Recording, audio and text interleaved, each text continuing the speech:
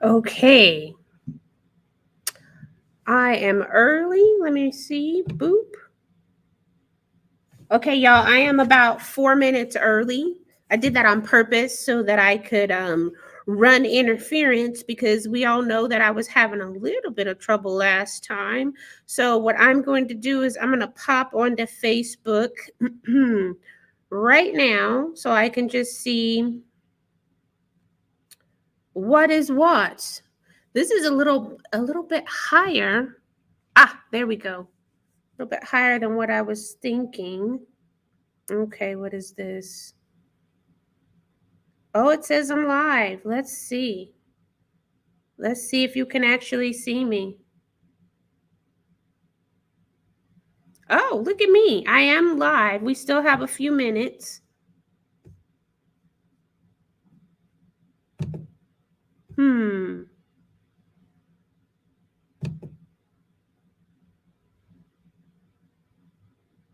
Okay, I can't see if this is.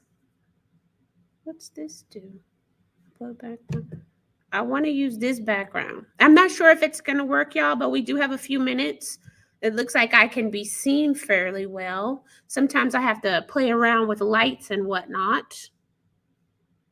Let's see here. Okay, so I'm going to share this video out really quickly. And then we will start in just a minute here. We got a couple of minutes, y'all, okay? So I'm going to take that time to share out this video. Let me just say this real quickly.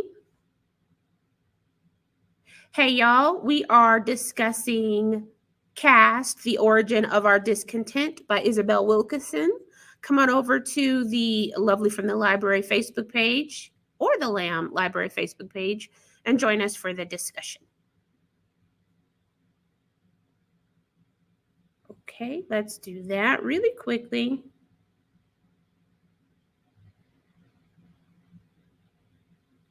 I'm not sure if that shared out, but at least you can see my face. Hello, everybody. Let me try and get this light on real quick. And then we'll go from there. We have just about a minute left, and we'll jump right into the discussion after I get us hooked up.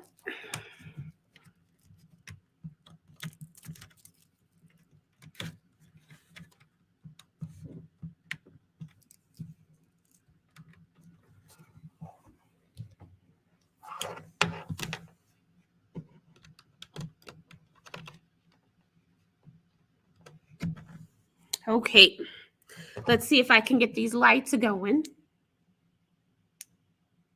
Ooh.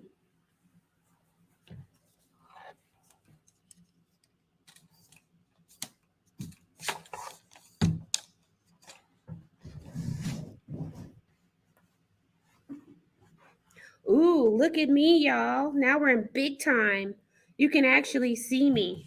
Okay, so one last thing. Let me just see how this overlay is looking. Or background, I should say. There's a bit of a delay, so I'm not sure what's going on right here. We're probably just going to have to go on and go with it because, yeah, I'm not seeing, I have a nice little background loaded up, but you know what? That's okay. It's 4 o'clock and we're just going to go with what we already have. Hey, y'all, welcome to the Lovely's Digital Book Club. Today we are going to be discussing Caste by Isabel Wilkerson. Caste, The Origin of Our Discontent. Pardon me, I am trying to double check everything and make sure that I'm communicating with people on the chat as well. So anyway, give me just a few seconds, but we are going to discuss Caste, The Origin of Our Discontent by Isabel Wilkerson.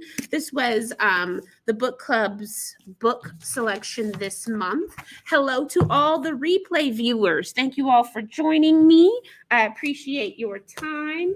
We'll get started here in just one moment. I'm going to pop over here real quick and open up this account here really quick so I can see what's going on, and then I'll be with y'all in just a minute. I just want to make sure that I'm broadcasting. I am. Okay. All right. Let me just get out of here because I can't change the backdrop, but that's okay. We're here and we're just going to get started. So once again, thank you so much for joining me for today's book discussion. So as I keep saying, we are going to be discussing Caste, The Origin of Our Discontent by Isabel Wilkerson. She also wrote The Warmth of Many Suns, and that was about the migration of Black folk from the American South through to the American North. So I really think that this is a very, very good book. It was a hard read, not as a difficult subject, a hard read, a lot of information to swallow. But I really think that it was an excellent, excellent book. So let's just go over a brief synopsis here really quickly. I'm just going to read a little bit of an excerpt, and then we are going to launch into the questions. And for those of you who did not get the excerpt, click on this link right here, and you can join the newsletter, and you won't miss out. When I send out the newsletter to let folks know what book we're reading, I also send out a background on the author and some discussion questions. So click that link right there, and you won't miss out next time. Also, please share this broadcast with your friends and family if you think that this book club is something that they would like. And in fact, if any PCCLD program, story time, or whatever, if you think your friends and family would like it and you're watching live on Facebook or the replay or on YouTube, share it. Share it with everybody. We're librarians. We all work at a library. And if we don't do anything well, we borrow. We borrow and we love to share. So please do that. Thank you very much. Okay. So let's jump right into the synopsis. So in this brilliant book, Isabel Wilkerson gives us a masterful portrait of an unseen phenomenon in America as she explores through an immersive, deeply researched narrative and stories about real people, how America today and throughout its history has been shaped by a hidden caste system, a rigid hierarchy of human rankings. Beyond race and class or other factors, a powerful caste system influences people's lives and behaviors and the nation's fate. Linking the caste systems of North America, India, and Nazi Germany, Wilkerson explores 8 pillars that underlie caste systems across civilization, including divine will, bloodlines, and stigma. Using riveting stories about people, including Martin Luther King Jr., baseball Satchel Paige, a single father and his toddler son, and Wilkerson herself, she shows the ways that the insidious undertow of caste is experienced every day. She documents how the Nazis studied the racial systems in America to plan their outcasting of the Jews. She discusses why the cruel logic of caste requires a bottom rung for those in the middle to measure themselves against. She writes about the surprising health cost of caste. We'll be talking about that in one of the book club books. In fact, I believe that's going to be the one for September. It's called The Deepest Well, but we'll get to that in a second. But I digress. That's why I just lost my place. She writes about the surprising health costs of caste and depression and life expectancy and the effects of this hierarchy on our culture and politics. Finally, she points forward to ways America can move beyond the artificial and destructive separations of human divisions toward hope in our common humanity. So, like I said, this was a very, very in-depth book exploring something that is often very hard for a lot of Americans to see. Let me pull this microphone up to make sure that everybody can hear me. And I'm just going to pop over here really quickly to make sure that I don't have any questions on Facebook. Hold on one second so I can see what's going on really quickly in here. Okay, I don't have any questions. All right, so if you do have any questions, pop them in the comments. Give me some hearts because I can see them. See, I just did that. See how those Loki Gators? That's me.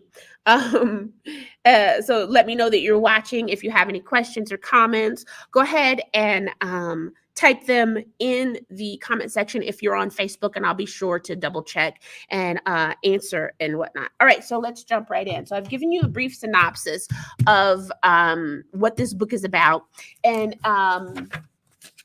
it has about, I keep wanting to say 8 parts, but I'm getting that mixed up with the 8 pillars of the caste system. So it has 6 parts. She covers the toxins in the permafrost and heat rising all around. Then part 2 is the arbitrary construction of human divisions. Part 3 is the 8 pillars of the caste system. Part 4 are the tentacles. Think of an octopus or hydra. Part 5 are the consequence of caste. And then part 6 is the backlash. And part 7 is the awakening, where she talks about some suggestions that she has for how we can get past this and move past this. So in the beginning of the book, in the opening of the audio book, she talks about one of these famous pictures that we see in Nazi Germany. And you see a big crowd of people. I want to say they're at a shipyard, but it looks like a bunch of working class people. And they're all doing the Sieg Heil, the Heil Hitler hand motion thing. Everybody's doing this except for one man in the crowd. He's sitting there and he's like this, and he's not doing it. He's surrounded by hundreds upon hundreds. I want to say it was in the thousands of people, and they're all doing it. And he's the only one that is not doing that, the Nazi salute. And oftentimes now in modern times, you will see like a red circle around him, or people will circle him because there's so many people, it's hard to see. And so let's jump off with that discussion question. Again, these discussion questions, if you're on the Facebook page, I put a link there and you can read along with those or ask about those as well. Or if you join the newsletter, then you'll get the discussion questions at the beginning of the month when I send the newsletter out. So anywho, Wilkerson begins the book with an image of a lone dissenter amidst a crowd of Germans giving the Nazi salute. What would it mean, and what would it take to be this man today? So basically she's asking, do you have the courage of your convictions? Would you be able, knowing everything that you know about society and being ostracized and outcast, could you be that lone man, knowing that the whole country is going down a really dangerous path? Would you go along with the herd, or would you not? And that's a rhetorical question, because that's something you're going to have to, figure out in your own heart and ask yourself. A lot of people think they would do one thing. They would like to believe that they would be the dissenter in the crowd. But y'all saw the picture of that man. I think there's a picture in the book as well of him doing it. Let me see if I can find it. At any rate, that's what she's asking. What would you do if faced with all the information that man had?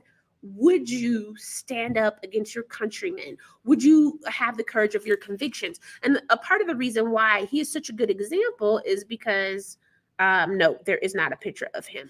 That's okay. A part of the reason why he's such a good example is because as she is going through the book, we learn that this man, and I wrote his name down. Sorry to that man, I have forgotten your name. But we learn part of the reason why it is why he is dissenting there is because he has a personal relationship with the woman who is Jewish. I believe it was his fiance. They were not allowed to get married because then the Nazis started putting their miscegenation laws. It's basically like the laws that we had here that said Black people, white people couldn't get married. I'm just mispronouncing the word, but y'all know what I mean. That word where they tell you who you can and cannot get married to. His fiance was a Jewish woman, and so he had a personal experience with her family, and he could just tell, hey, this doesn't look like it's going in the right direction, or it definitely doesn't look like a direction I want to go in. So that's why we point to him. Everybody is saying, be this man in the crowd. Be this man who is standing up on the right side of history, but nobody tells you what happened to him. No one tells you how hard it could have been for him and what it is going to be like when you are ostracized from the dominant group, when you willingly are willing to throw away your rights and privileges. So what would it take? It would take a lot. It would take people acknowledging that there is a caste system in America, which a lot of Americans don't do.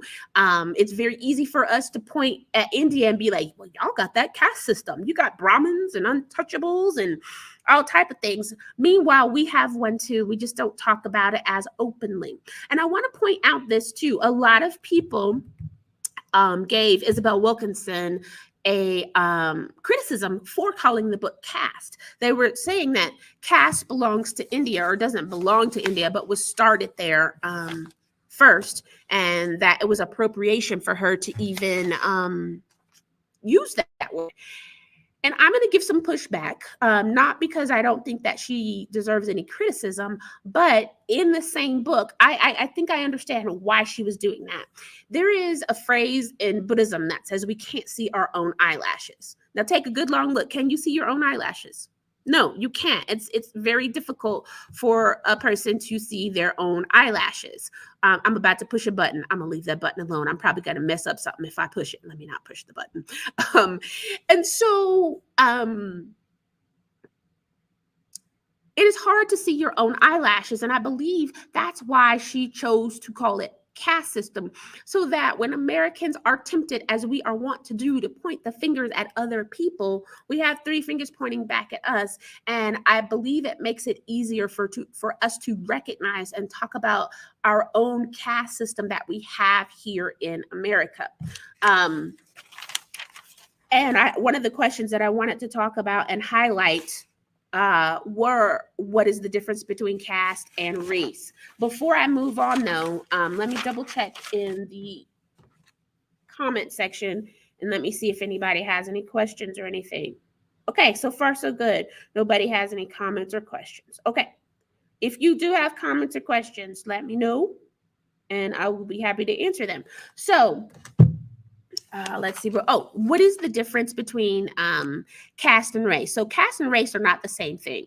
What is the difference between the two? How do casteism and racism support one another? So I have a lot of notes. I took a lot of notes when I was reading this book. I actually take a lot of notes when I'm reading any of the book club books, just so that we can have very good discussions. And when I'm posting on the Facebook page, we can, chit chat and because I read a lot of books. And so sometimes I'm like, when did I read this? So anyway, I recommend a commonplace book. A commonplace book is, a notebook where you're writing down things that you read, maybe quotes and things that are inspirational to you. And one of the things that I really liked how she was defining caste as an individual, as an invisible structure or infrastructure that holds each group in its place. So caste is fixed and rigid. That's like the bones of your body. And race is fluid and superficial, and it's subject to redefinition to meet the needs of the dominant group. And so that would be, in America, it would be skin color. It would be who is white and who is not white. Because that when we say race is fluid and superficial, race is a construct. It means we constructed it and we made it up. It don't mean it's not real. It means it's a construct, kind of like money. We made up money. Is money real? Yes, it is. Find out, try to pay your bills with hopes and dreams and see what happens. So money, even though it's a construct, it's very real, just like race is as well. And so that's basically the difference. Caste is rigid and strict, and race can be fluid and fit the needs of the dominant group. And to point this out, a long time ago, Irish people were not considered white in this country. Neither were Italians. I think Italians would probably be the most recent group that just became white.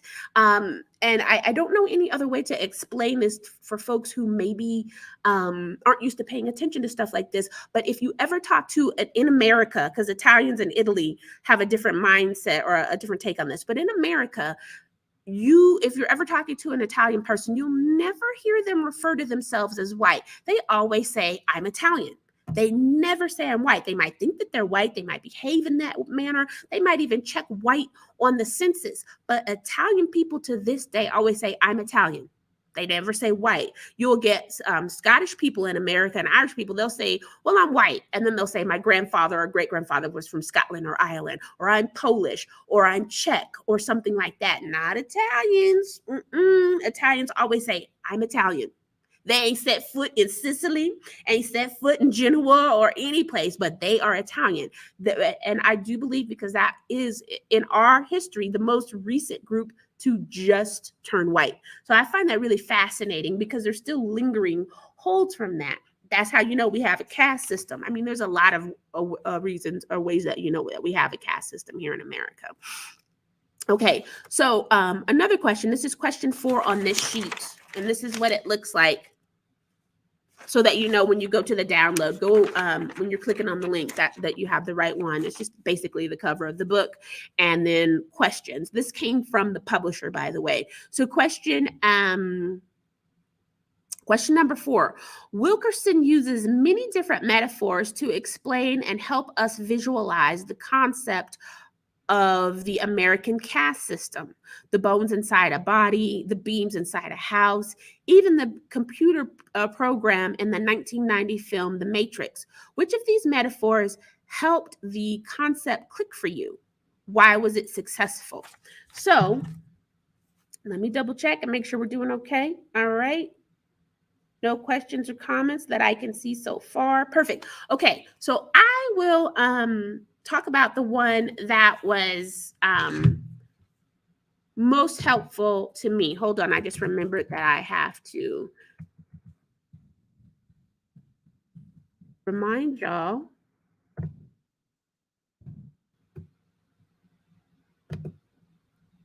Okay, to share the live stream. Okay, so the metaphor that was the most helpful to me was the one that tied in with the Matrix and being unplugged from the system and being woke.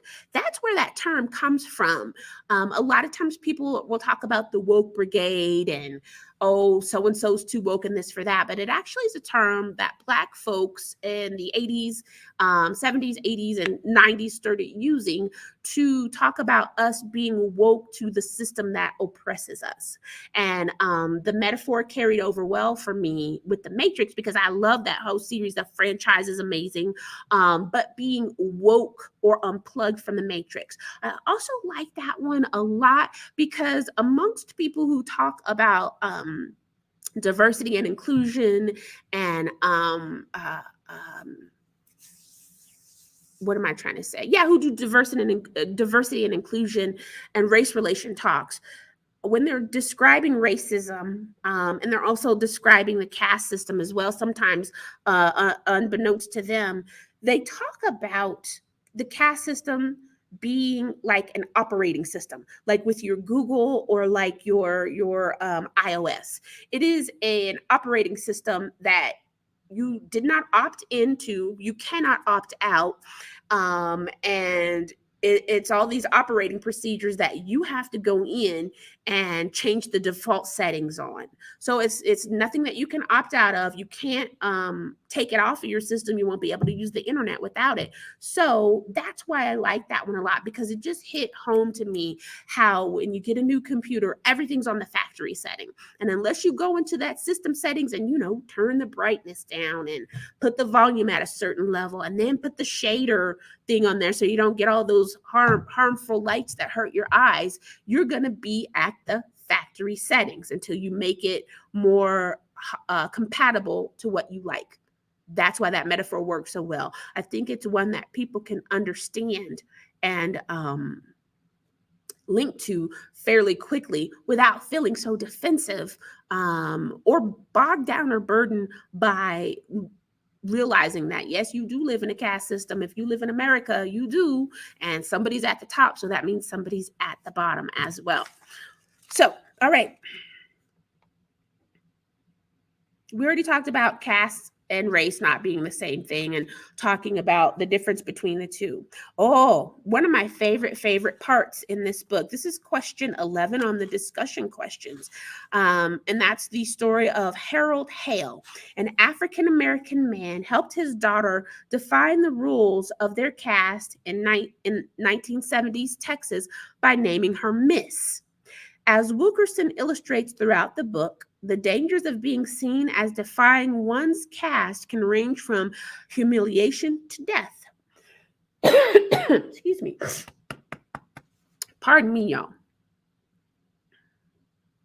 What do you think of the lengths he felt he needed to go to assure dignity for his daughter? What are the risks he put her in by doing so?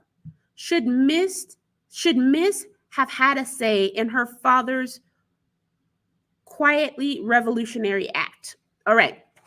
So for those of you who did not make it to that part in the book, this Harold Hale named one of his children Miss, so that anytime someone spoke to her, Harold Hale is Black. So anytime someone spoke to her, they'd have to call her Miss Hale. Her first name was Miss. And he is just one Black person amongst hundreds of thousands who did that. The practice is not as common as it used to be. When I was a young girl, I was about to say younger because I'm like, I don't feel old. But anyway, when I was younger, it was very common for people to have grandparents and aunties and uncles name Queen thus and so. Major was another name. Captain was another name. Miss is another name. And one of the most famous people that y'all probably know but don't understand the children's name is Beyonce named her twins Sir and Rumi. So whenever you say Sir's full name, Sir Carter, you're calling him Sir or Mr. And so respect is going to come out of your mouth. Y'all remember Mr. T from the 80s from the A-Team? And everybody say, why you call yourself Mr. T? He said, I put Mr. on it. So the first thing that comes out of your mouth will be respect. So Black people knew the circumstances of their oppressions during segregation and slavery. We've always known. One of the ways that they would outfox people or outsmart folks is by making you put respect on their name. And so so it's very common for people like Miss Hale. You're going to call her Miss Hale. You're going to respect her one way or the other. If you don't have the common decency to do it, we'll just make her name a title. And so you'll find that a lot. If you ever are involved in any kind of genealogy or just, interested in old Southern names, you will find a lot of Black people, like I said, with names like Queen and Major and Miss and Sir and Captain, all of that. Just so you're going to respect my name. Now, one of the things here says, what do you think of the links that he felt he needed to go to assure dignity? He was teaching her a lesson that she was going to need to learn anyway. She was going to need to learn a lesson to navigate racism and white supremacy, especially in Texas. I believe they said she was from an East Texas town in the book. I don't remember if they said specifically. I'm interested in that because my father's side of the family is from East Texas. They're from Hawkins, Texas. And like I said, it's super, super common for Black folks to have names like that or to be named after a certain path that they want you to take, hence my name being Lovely. So I thought that was interesting. They also said, what are the risks he put her in by doing so? She could easily answer, my first name is Miss. That way she could get out of the loophole of being uppity, of being out of her station, out of her place. And it was dangerous, but just living your life back then, even now, but especially during segregation, when people could lynch you for whatever reason, it was already dangerous. He was not putting her in any more danger than what she was already in, existing as a Black woman living in the South in the 50s and the 60s and the 70s and whatnot. And in fact, I was just thinking about Emmett Till and how he didn't even do anything. And that poor little boy got lynched. He got lynched at 14 years old. And the woman who lied on him is still alive today. She's 87 years old. I don't even know that lady's name, but she's admitted that she lied. Her husband and her brother-in-law are dead. They killed Emmett Till. They murdered him. So even if, as a Black person, you didn't have to do anything wrong to get lynched or to have horrible things happen to you. That's just what was going on. Ida B. Wells was writing about the ferocity of lynching and whatever. They would use any excuse to lynch you. Even in this book, Isabel Wilkerson talks about, she's quoting Frederick Douglass, and Frederick Douglass is explaining how it doesn't matter when you're at the bottom of the caste, you could get in trouble for responding the right way or not responding at all, or if somebody thought you were uppity or whatever, you were just going to get in trouble. That's what it means to be at the bottom of the caste. It means that the upper caste can do what they want and nobody is going to challenge them or question what they're doing because of the 8 pillars of caste, one of which is, hey, this is the way it's always been. It's divine. That's just kind of how it was. So he wasn't necessarily, in my opinion, putting her in any more danger than her just being alive and kicking as a Black woman trying to navigate all of that. Okay, let me check the chat section really quickly. Make sure that if anybody has any questions or anything. Okay, it looks like we're good to go. Remember, if you do have any questions, please let me know so I can answer them. And if you want to answer any questions or talk about anything specifically on here, please also let me know that as well. For those of you who are watching the replay, I respond to the videos, questions and comments. I get a notification. So even if you are watching the replay and you have comments or something like that, jot them down. I'll still respond to them and we can chit chat that way. That's what the replay is for. Thank you so much for being here. Okay. Oh, question number 2. It's number 12. Discuss the differences and similarities between how Miss was treated in the South, where racism and casteism have historically been more overt, and in the North, where they still exist but can be more subtle. Do you think these various forms of racism and casteism must be fought in different ways? Once again, that's a very big question. And as someone who has family in both the North and the South, who was family was a part of the Great Migration from the South, even to Denver. A lot of y'all may not be aware of this, but that neighborhood 5 Points in Denver was back in the 30s and 40s. It started kind of declining in the 60s. In the 50s and 60s, but that was the hub, the hot spot for Black folks in Colorado. There were Black people who were coming from Texas and Oklahoma and Louisiana, moving up north because segregation was not as bad here. Honestly, there's just not as many Black people to segregate here. Really, that's what was probably going on. I don't mean to be petty or to poo-poo my ancestors' efforts from moving from the South to the North, but there just weren't as many Black people to segregate in Colorado. But anywho, that neighborhood 5 Points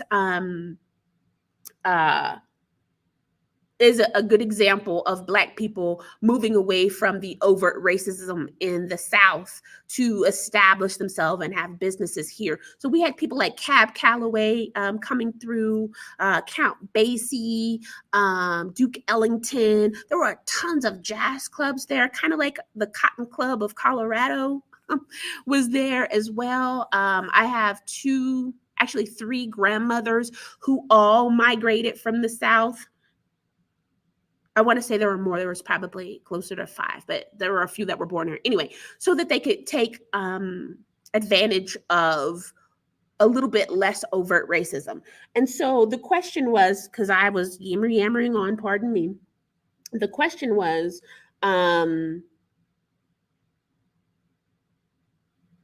what are the differences and the similarities between how Miss was treated in the South? So she was still a Black woman wherever she went and wherever she was going. The North just hit it a little bit better. It's still that way to this day. The racists in the South are very open and proud racists. They will tell you to your face, I don't want to be around you because you're Black. They won't say it that nicely. Yes, they will. It's polite racism. I'm just playing, y'all. They are polite about it, but it's still racist. But they're in your face about it. I don't like Black people. I don't like whomever for whatever reasons. They just boldly come out and tell you. On the one hand, oh my gosh, it can be a lot to deal with, but at least you know who to stay away from. At least you are not taken unawares because they have, sundown towns and all kind of ordinance and signs and different things and just attitudes in general. On the other hand, up north, where people try to tuck in their racism, so to speak, you can find yourself in very dangerous situations because you can be caught unawares. The local Black people know not to get caught in Canyon City after dark, but somebody who's coming from Texas and just want to go hike, unless you know, then you won't know, and you can find yourself in some horrible situations. So, subtle racism still hurts. And sometimes it hurts more than overt racism because you're questioning yourself. Did I imagine that? Were they being racist, or were they just having an off day? Were they treating me differently than they treated the person ahead of me? Or am I just misinterpreting this? There's no misinterpreting the Klansman who will take his hood off and point at you in the South. There is a lot of room for wiggle room for you to put the blame on yourself when you're dealing with subtle racism. There's also room for the person who is dishing it out to deny it as well. Whereas with more overt racism, they're going to own up to it because they're a neo-Nazi skinhead or they're a good old boy from the South or something like that.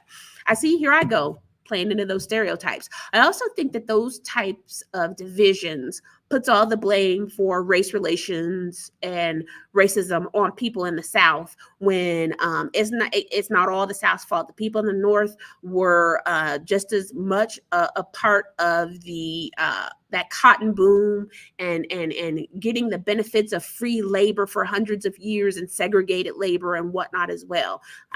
So that answers that question. Let me double check and see how everybody is doing.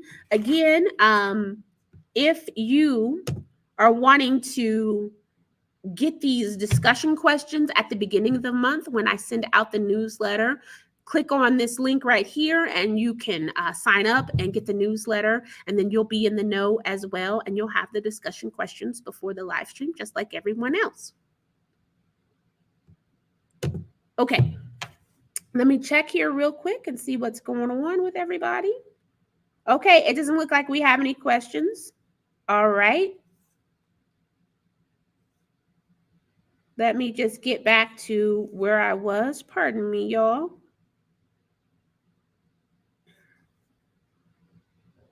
Come on. Okay, here we go. Okay, so let's go to the next question.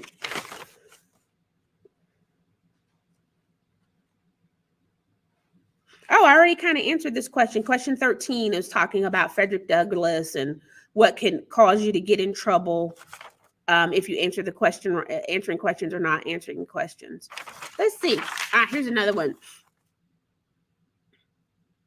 So question number 15. This is discussing the Indian caste system. And before I go on to this next question, 3 caste systems were discussed in this book, the ones that stood out. It doesn't mean that these were the only ones in the world or the ones that only ever will be, but these are the ones that have stood out the most to her and what she mainly focuses on in the book. So she's talking about the caste system in Nazi Germany when they were trying to separate themselves out from the Jews, the one in India, and then the race-based caste system here in the United States of America. So to go on to the next question, Indians, and she's speaking of Indians from India, not Native American folk here. Indians will ask one's surname, the occupations of one's father, the village one is from, the section of that village that one is from, to suss out the caste of whoever is standing in front of them. Wilkerson writes, they will not rest until they have uncovered the person's rank in the social order. How is this similar to and different from the process of determining caste in America? Have you ever, for instance, asked someone what they did for work or where they lived or went to school and been surprised? Did you treat them differently upon hearing their answer? Who's going to answer that question and be honest about it? So one thing, while I'm giving y'all a chance to think about that answer, and formulate your answer in the comment section or in your own heart, you don't have to put all your business on Front Street, is one thing when she is discussing in this book, and I keep holding the book up like y'all don't know what we're talking about, but in this book, she was talking about when the Nazis were all getting together to figure out how to discriminate against the Jewish folk. They were looking at America and taking notes and studying, and they're like, well, how are these Americans doing this? Everybody seems to just go along with what they're saying. And this was before they let everybody know we just gonna do whatever we want to do. They were still trying to look respectable and presentable, and they were like, how are Americans doing this? How do they get everybody to go along, and nobody's having uprisings and whatnot? And so they were studying different things, and they were talking about all the different ways that Americans would track race on birth certificates, on death certificates, at school, who gets to live where, who gets to vote where, who gets to marry whom and whatnot, even down to counting people by the eighth of ethnicity or other ethnicities that were in their DNA makeup. Commonly now it's referred to as the one drop rule, where if you had any trace of these are the terms that they were using back in the day, Negroid ancestry, then you would be counted as Black. And that's why in the book she talks about this as well, why the way America uses race to uphold our caste system doesn't always make a lot of sense, because you can have somebody who is darker than me not be cast as a Black person, even though they come darker than me, just because geographically they're from some other place. Or you can have people who are lighter than white folks. A lot of folks in different Asian countries, I'm specifically thinking about Japan, and some areas of China, I've seen Japanese people that were whiter than white people, but they're not white. They're not classified as white. And so that she's discussing the arbitrary nature of race and the classification system. Pardon me. But the Nazis said that America's one drop rule was too strict. I'm going to repeat that, because a lot of folks don't know this, because we don't get taught this in high school. And if you don't take an elective or something in college or have a curious mind, you might not ever know this. But the Nazis thought that America's one drop rule was too strict of racial categories. So, when a Nazi have to get you together and tell you that you're doing wrong, you must have really messed up when a Nazi can be like, that's ridiculous. How y'all counting one drop? But we still do it to this day. I have, again, because every chance I get, I'm bragging on all my grandparents and my grandmothers. And like I said, I grew up with 9 grandparents, and quite a fair amount of them were fair skinned. They were biracial. They are what we would call biracial now. But because of the one drop rule, some of my lighter skinned grandparents, my grandmother Rosetta Kellum, that's a French last name because she has some white French blood in her. But then also her mother married my grandfather, whose last name was McManus, Jesse McManus. That's Scottish and Irish. And he looked like he was Scottish and Irish and Black. And so a lot of my grandparents who would now be qualified as biracial, and back in the day, they had categories like octoroon and quadroon, because they was cutting people in half, an eighth this and a 16th that and a 32nd of that and all this stuff. That still made them Black. That's why people nowadays are counting Barack Obama as the first African-American president, even though his mama is white. If you have one white parent and something else, You have to have two black parents. Two black parents nowadays to make yourself black. Now, I'm saying this, and this is coming out of my mouth, but a lot of people would argue with me and say, no, I'm black because I have one black parent. But that's because it's a holdover from the one drop rule. You're biracial. If you have one black parent and somebody else who's from a different race, I'm not saying that you're not black. You're just not black like me. You're biracial. You can like for instance, my grandmother Rosetta married a Japanese man. She made my grandmother Charlesetta. My grandmother Charlesetta, I wish I had a picture of her now, fair skinned. She would still have been counted as black, and she was counted as black, so she didn't have to go to them internment camps when they was rounding up Japanese people. But using today's nomenclature, she would be biracial. She would be Blasian, black and Asian. So, anywho, the one drop rule is a holdover of that. So when they're talking about how folks in India are trying to suss out what caste system someone is by asking their last name or what kind of job they have or whatever, that's how they figure out who is higher in the social hierarchy. And then thus, that's how they know how to treat them, or that's what they tell themselves anyway. So the question was, have you ever, for instance, asked someone what they did for work or where they lived or where they went to school and been surprised? Did you treat them differently upon hearing their answer? So I'll go ahead and answer that because people ask me this all the time. I'm double checking to make sure that I'm not ignoring anybody in the chat section. And it looks like we're doing okay. So people often ask me, where am I from?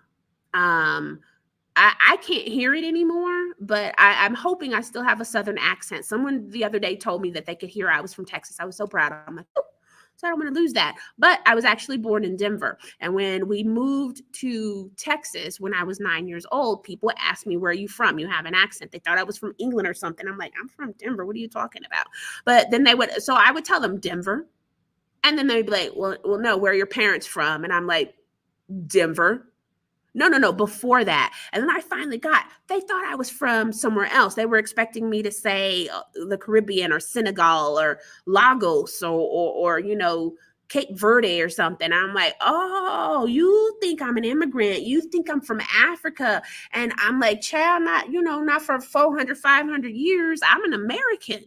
And so I would have to tell people that because they were trying to figure out how to treat me. And then I realized some people would automatically assume that I was Nigerian because my first name is Lovely.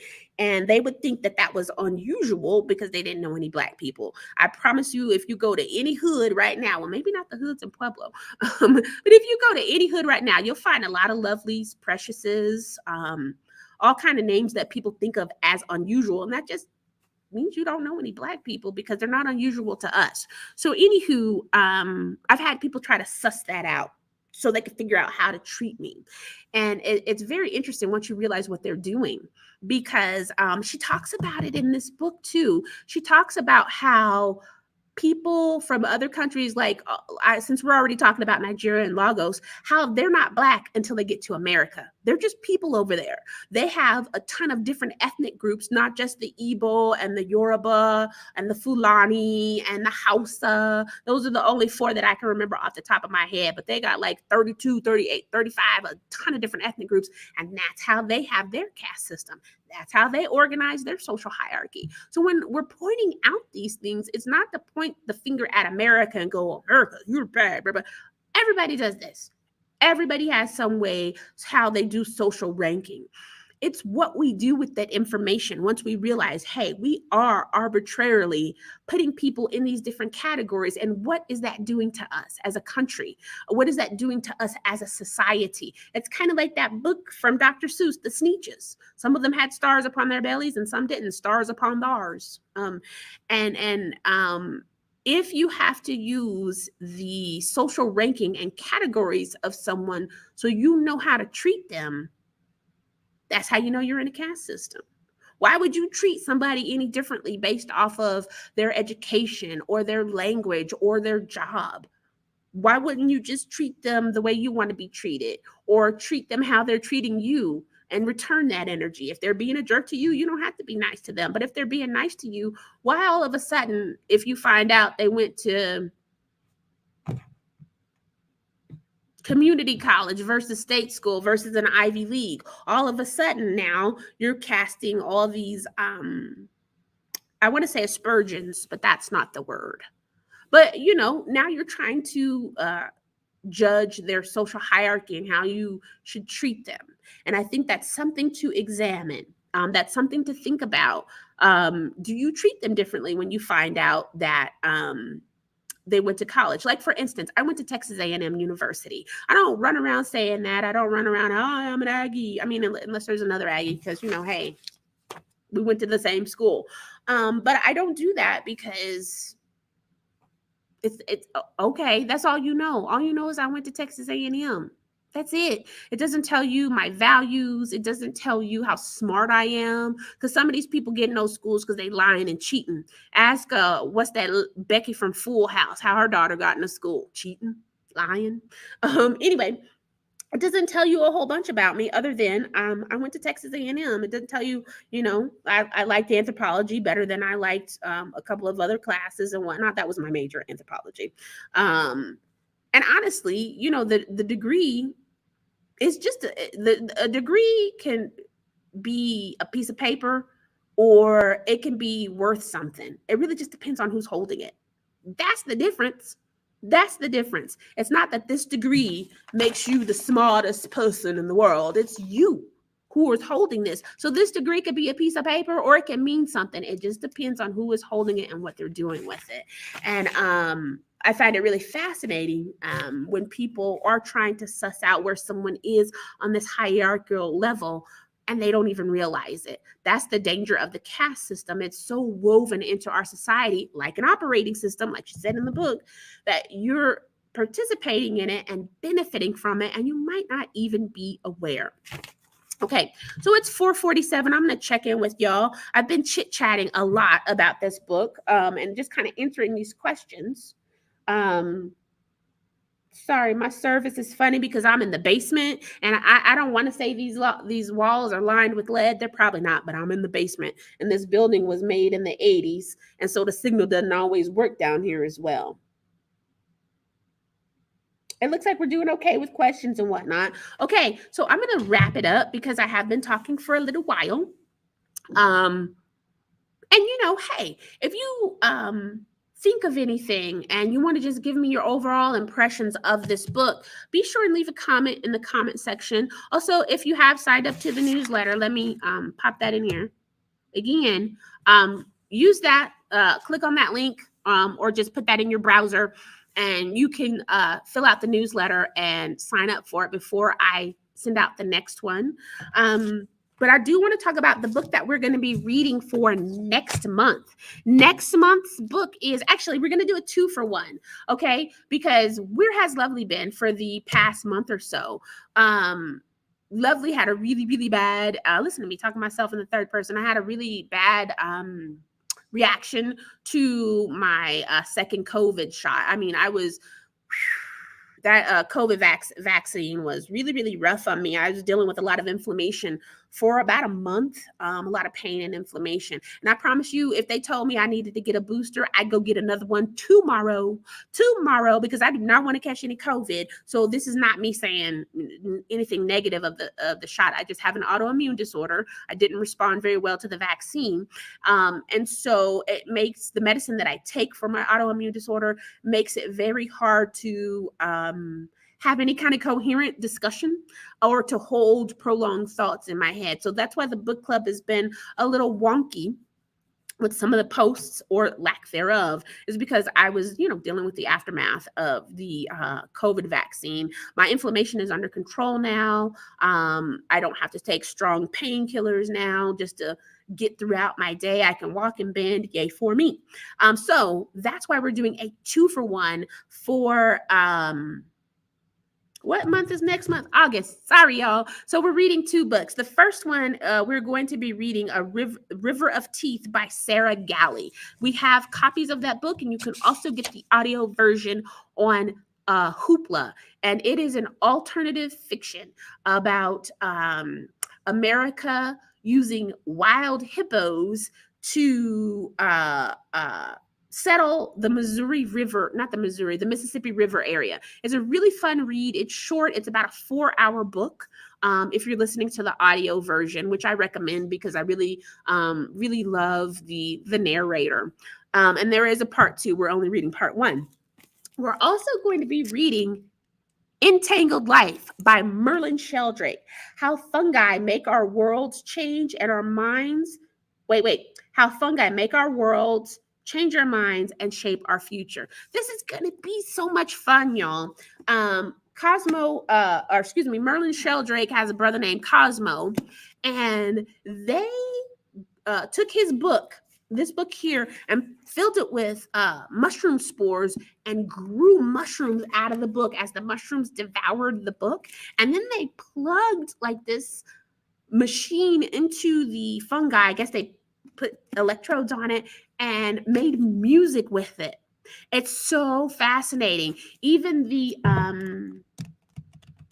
Cosmo did a commercial for his brother called Entangled Life, and there's a little beat, a little boop, boop, boop, boop. Anyway, I'm going to include that in the PDF.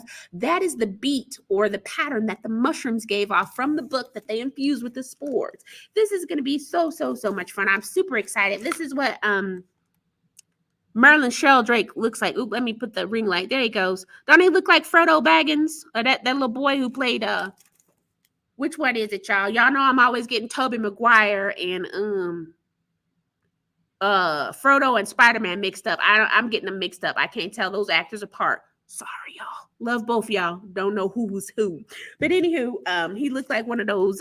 He looked like a little hobbit, don't he? Look at him. I'm not saying that just because he's English, but that's the author of the book. This is available in audio as well as print. Let me see. I had to write it down so I could tell y'all. Let's see. We can get it's a e-audio book on Libby, ebook on Libby, audio book on Libby. We have physical copies. I think we have about 4 or 6 of these. I can't remember, but come and get this book so we can start talking about this. And also River of Teeth by Sarah Galley. Again, that one is definitely available on audiobook from Hoopla. And we have physical copies of that as well. Please come on in. Also, we are still signing up people for reading pays. People by children. I mean children from 1 to 17 years old. If you need help filling out that form, completing it or anything, please come on in the Lamb. Come in, say hi to me. I'll help you fill out your form. Me or one of my colleagues will help you fill out your form as well. We'd be happy to do so. We want to make sure that everybody gets a chance to participate, in this program. So it's really, really important that if you need help or you're not sure how to navigate, please don't let that stop you from getting your $100. Please don't miss out. You'll also get books. You will also get a Cold Stone Creamery coupon, and the adults are doing something too. We're reading Beloved by Toni Morrison for the adult summer reading. Speaking of being haunted by your past, my goodness, if the caste system was not about being haunted by your past, that's basically what oops, look at me being bad to the library books on camera too. I got caught in 5K, y'all. But basically that is what Beloved is about. Beloved is about an enslaved woman who escapes, and let me not ruin this book for you. Come check out Beloved. All the branches have copies and displays of the adult summer reading book. You still have time to read that. We would love to have you. Please sign up for the newsletter. Let me put that up here one more time. Because we're going to announce what we're all Pueblo reads as well. I'll announce it in the newsletter. We're going to be sending out a lot of information on that in the upcoming weeks. I already know what the book is, but I'm not saying anything yet. So I hope that you're excited about that book as well. Thank you so much for joining me and chit-chatting me today about caste system. If you want to do some more deep dives on this topic, Isabel Wilkerson has the book, The Warmth of Many Suns. We have several copies of that here as well. That's another book that you might like. To be quite honest, the book that we're going to be reading in September, The Deepest Well by Dr. Nadine Burke Harris. That's about adverse childhood traumas. and how they can affect your health. She talks about that in this book as well. That's why racism is bad, and white supremacy is bad, because it hurts everybody. It hurts everybody involved, not just Black and brown people, but white people too. Y'all missing out. Y'all missing out on the greatest minds of all times, and just getting to know other people. And it's silly. It's just silly. And my goodness, is one of the things that we just need to figure out and work past, because there's so many people who are denying themselves the pleasure of hanging out with me. And I don't know why you would do that, because I'm awesome. And you're awesome too. I appreciate y'all for joining me here today. I hope to see you again soon. Remember to sign up for the newsletter. Check back for Lovely from the library so that you can get updates on what we're doing and talking about. The discussion will continue over there with our next 2 books. I hope you enjoy them. Thank you so much again. I'll talk to y'all soon. Bye.